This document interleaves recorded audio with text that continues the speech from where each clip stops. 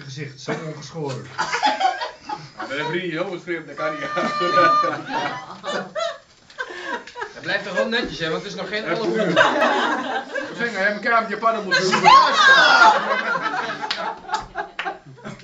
En dan die prachtige kuiten. Welke vrouw kan daar nu buiten? Zachte handen en je ruwe ellebogen. Om nog maar niet te spreken over je ogen. Je borst is 1,5 boog spier. 1 boog bier. En je buik zit vol met borrels en bier. Oh Robert, jij bent echt de toppunt van mannelijkheid. Die manier hoe jij Robert boert het scheidt. Hier mama! Hebben! Er is geen enkele man die aan jou kan tippen. En dan heb je ook nog eens van die heerlijke zachte lippen. Zoals je wellicht hebt begrepen ben ik de verliefdheidspiet. Helaas, je bent al getrouwd. En de relatie tussen ons kan dus niet. Wat een bod komt is je prachtige, lieve, mooie, grappige en knappe vrouw. Als man aan haar zij. Jij blij, zij blij, verliefdheidspiet niet blij. Goed, ik zal maar eens te zaken komen. Alhoewel ik over jou wel uren kan blijven dromen.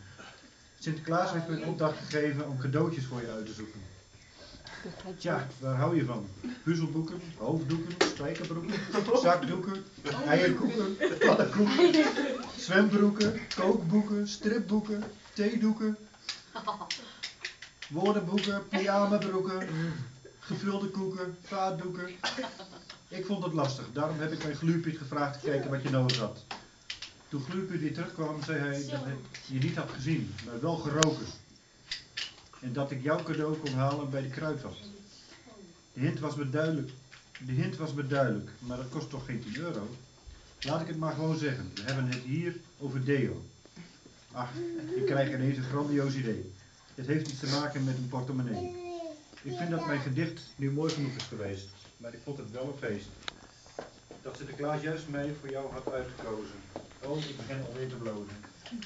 Ik weet dat jij je mooie, knappe, geweldige, fantastische en lieve vrouw nooit over bij jezelf te laten. En misschien kunnen wij er eens over praten. Mooie, stoere en aantrekkelijke Robert, jij bent de man op die ik altijd zou wachten. Door jou overleef ik de koude winternachten. Heel veel kusjes van de verliefdheid. Wat een slijm.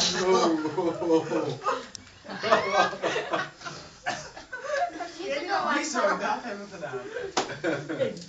Ik denk papa. Waarom weet je dat nou weer? Zo mama.